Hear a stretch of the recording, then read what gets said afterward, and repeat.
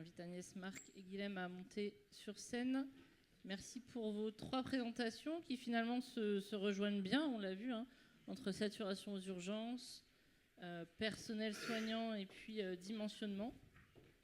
Donc merci à tous les 4. Est-ce qu'il y a déjà des questions dans la salle ?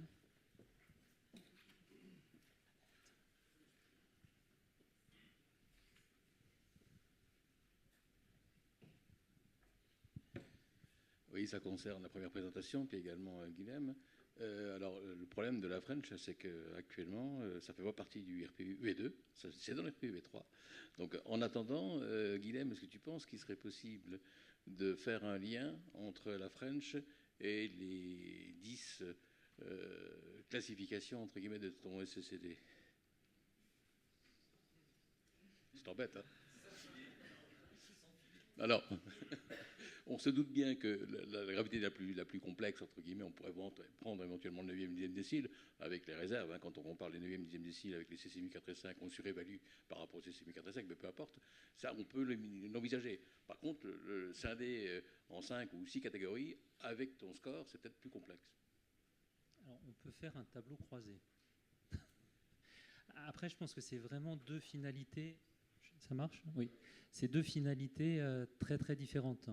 C'est-à-dire le SCCD, il est calculé a posteriori dans une finalité d'analyse macro pour des dimensionnements, des organisations, etc. Ça n'a rien à voir avec le tri.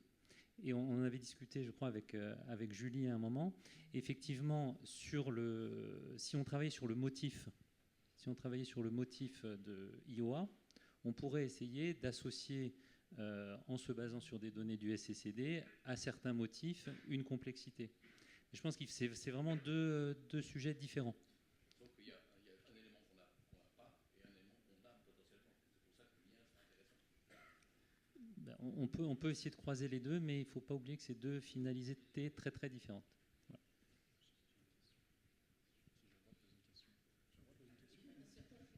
Moi j'ai une question pour le modèle. J'ai le droit de poser une question. Non, parce que je ne sais pas, hein, moi j'ai pas les codes. Non, sur le modèle mathématique, comment vous avez évalué le taux d'occupation du médecin, enfin la durée d'occupation du médecin en fonction du tri French? Parce que j'imagine qu'il y a une question, enfin vous avez saisi ma question.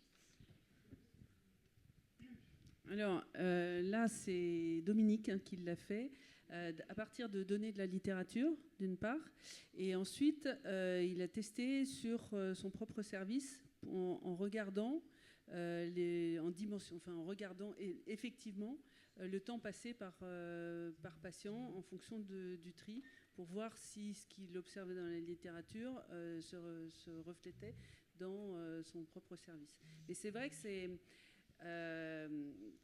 une donnée au départ estimée qui a été nourrie par la littérature et par la réalité d'Angers.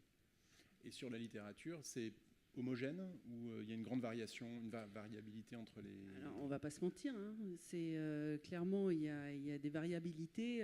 On sait très bien que certains médecins sont plus rapides que d'autres, sont plus expérimentés, vont aller plus vite. La question qu'on a fait lors de la méthode Delphi, s'est posé la question, est-ce qu'on intègre les internes, les docteurs juniors, oui ou non? Et là, il y avait des débats entre CHU, CH, etc. On sait qu'il y a une variabilité.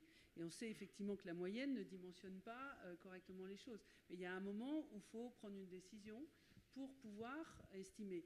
Et le tri IAO par rapport au score de complexité, c'est vrai que le tri IAO a un objectif qualitatif qui est de pouvoir voir le patient dans un délai imparti qui, lui, est reconnu sur le plan scientifique, de façon à ce qu'on voulait insérer du qualitatif dedans et que ce ne soit pas juste une modélisation mathématique sur un nombre de passages, puisque notre éthique, notre objectif, c'est d'une part s'adapter au mieux aux patients qui relèvent vraiment de la médecine d'urgence, et au pire, si les patients qui relèvent de la ville attendent un peu, c'est moins grave, mais aussi qu'on respecte le fait que, sur le plan qualitatif, on soit en capacité de voir très rapidement, de façon immédiate, les urgences vitales, etc.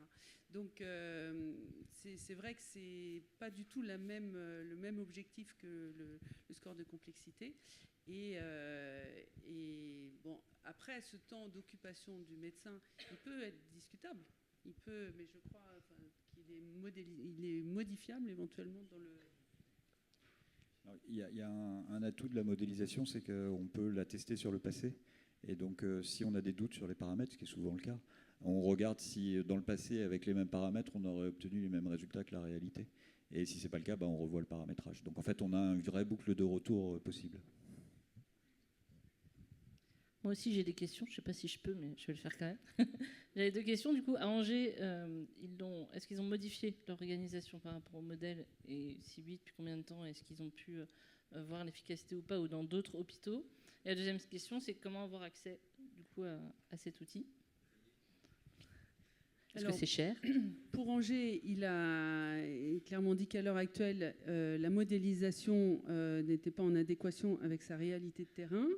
Et comme vous l'a montré Marc tout à l'heure, il y a la courbe rouge, il y a la courbe jaune et la courbe verte. Et effectivement, la courbe jaune, elle est en dessous de la courbe verte. Donc, mais par contre, forcément, les délais s'allongent et le pourcentage de 5% de respect des indicateurs qualité n'est pas respecté. Et après, c'est qu'est-ce qu'on tolère? Et après, c'est voir vis-à-vis de nos directions sur quels risques médico-légaux ils sont prêts à prendre et à assumer si on ne respecte pas 15, 20, 25% des délais d'accès aux médecins ou aux infirmiers. Donc pour ce qui est de l'outil, c'est un outil qui est en mode prototypal, vous l'avez bien compris. Donc il est évidemment disponible. Pour ce qui est de l'organisation, moi je ne suis pas en mesure de vous dire comment on peut organiser les choses. En revanche, je suis à votre disposition pour le mettre en fonctionnement. Marc? Oui. Alors déjà, un grand merci pour ce travail, parce que même s'il n'est pas finalisé, on change d'air.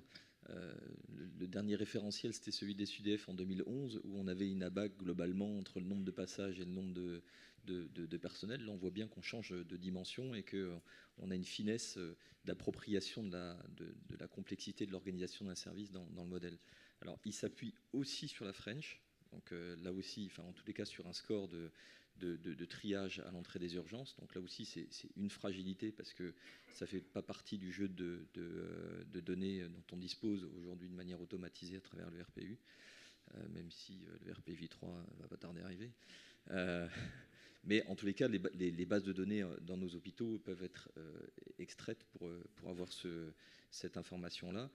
Par contre, moi j'ai besoin d'un petit éclairage, parce qu'au tout début de la présentation, tu nous dis que la seule chose à mettre, c'est le nombre de passages et puis le taux de débordement globalement qu'on accepte, de saturation qu'on accepte. Mais en fait, il y a la base de données de l'établissement aussi, parce que le modèle, il s'entraîne sur l'antériorité de fonctionnement de l'établissement.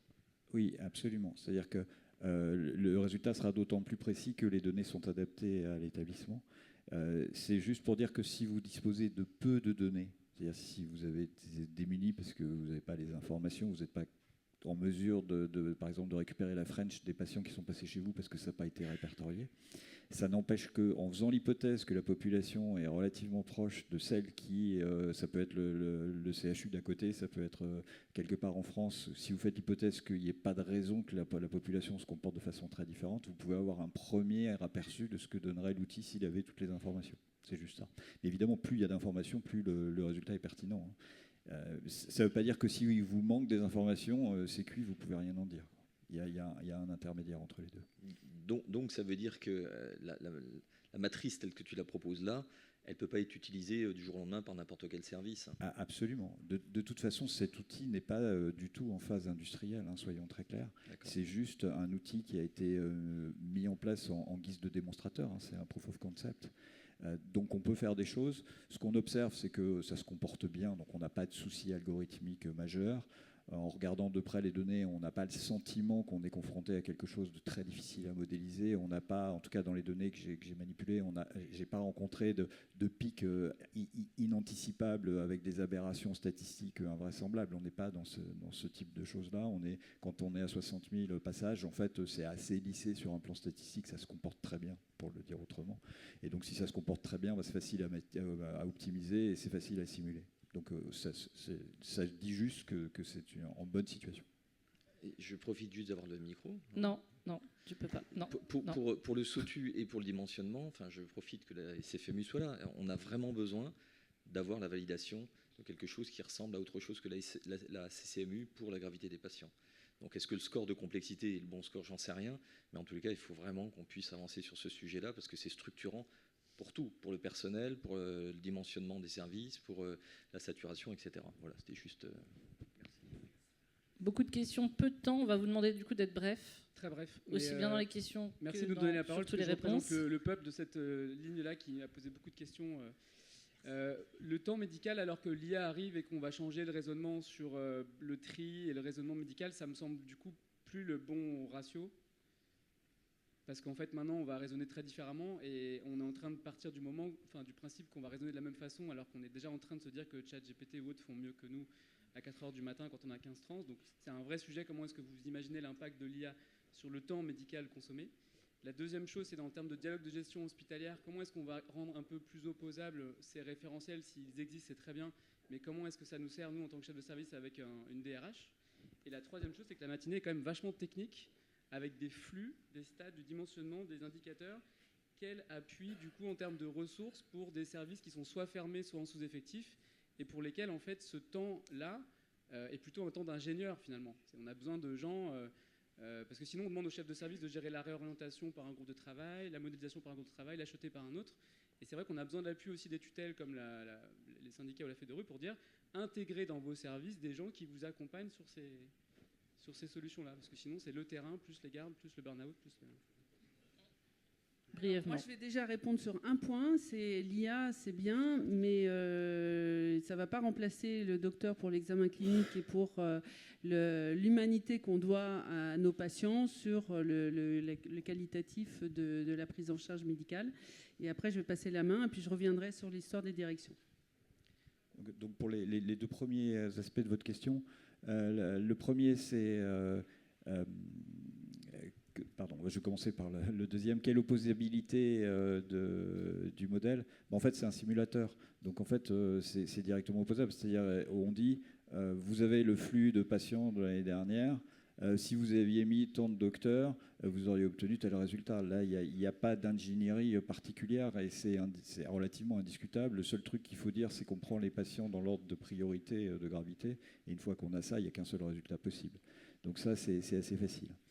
La deuxième chose, c'est quelle influence de l'IA. En fait, l'outil, lui, il est parfaitement agnostique. Si on lui dit que grâce à l'IA, on divise par 3 le temps que l'on consacre à chaque patient et qu'il n'y a plus besoin d'infirmières, je dis n'importe quoi, hein, je ne sais pas si l'IA est spécialement douée pour faire de l'infirmerie, mais et à ce moment-là, l'outil, il dit très bien, je le prends en compte dans l'outil. Et vous aurez un résultat qui sera IA compatible. Et puis, si demain, il y a des robots qui remplacent encore l'autre moitié du personnel, l'outil sera capable de dimensionner et les robots d'un côté et les humains de l'autre. La méthode est toujours la même, en fait.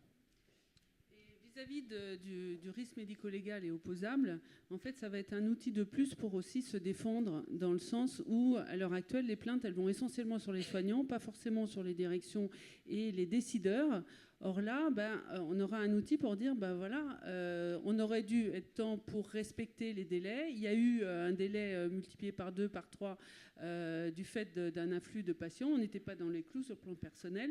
Et à ce moment-là, c'est une faute de la direction et non pas une faute des soignants. Et moi, je suis sûre que des experts auprès des tribunaux qui vont analyser des événements indésirables graves pourront utiliser cet outil-là pour dire... est-ce que le moyen s'était dimensionné ou pas? Donc vis-à-vis des directions, on ne peut pas dire que ce soit opposable parce que ce n'est pas réglementaire, mais c'est un outil de plus pour dire, la modélisation, elle est faite aussi pour rester dans les critères qualité que l'on doit à nos patients. Les deux dernières questions, rapidement. Juste une question, moi, on a fait un peu des travaux comme ça en ARA, c'était plutôt sur quand vous disiez, Abdeslam Redjalin de la région Auvergne-Rhône-Alpes, quand vous disiez que vous aviez mis de façon aléatoire finalement des temps de consommation médicale, sans avoir, finalement, la littérature est assez pauvre sur le sujet. Hein. Nous, on avait fait des jumeaux numériques en 2017 et finalement, ce qui se passait à l'intérieur du service d'urgence, on n'a jamais bien réussi à savoir ce qui se passait. On savait quand le patient rentrait, quand il sortait, mais on n'était pas capable de le faire. C'était des modèles qu'on avait fait avec l'école de mine de Saint-Étienne. Et on allait plus loin. Maintenant, on a mis des trackers en place pour voir quel est le temps consommé médical sur un soin. et sur son temps de garde. Et c'est assez effarant, puisque là, on a un papier qui est en train d'être publié où on montre que c'est 30% de temps médical sur une journée. Finalement, il n'y a que 30% qui est du soin dédié à un patient. Donc ça reste assez faible. Donc, et moi, je serais ravi de participer à votre modèle et le tester sur notre service pour voir si effectivement, en fait, avec des données de la vraie vie sur la consommation de temps médical, paramédical, ça peut être très intéressant. Mais vous avez raison, c'est difficilement modélisable, d'autant qu'on est en permanence en interruption de tâches. Et donc, on gère plusieurs patients en même temps. Donc, forcément, ça a été estimé. Mais alors là, c'est vraiment Dominique Savary qui a fait le job sur à la fois la recherche dans la littérature et la confrontation avec ce qui constatait sur le terrain. Merci, on s'arrête là. Je suis désolée. Non, on s'arrête là. J'ai les ordres du président devant moi et du vice-président. Je suis désolée.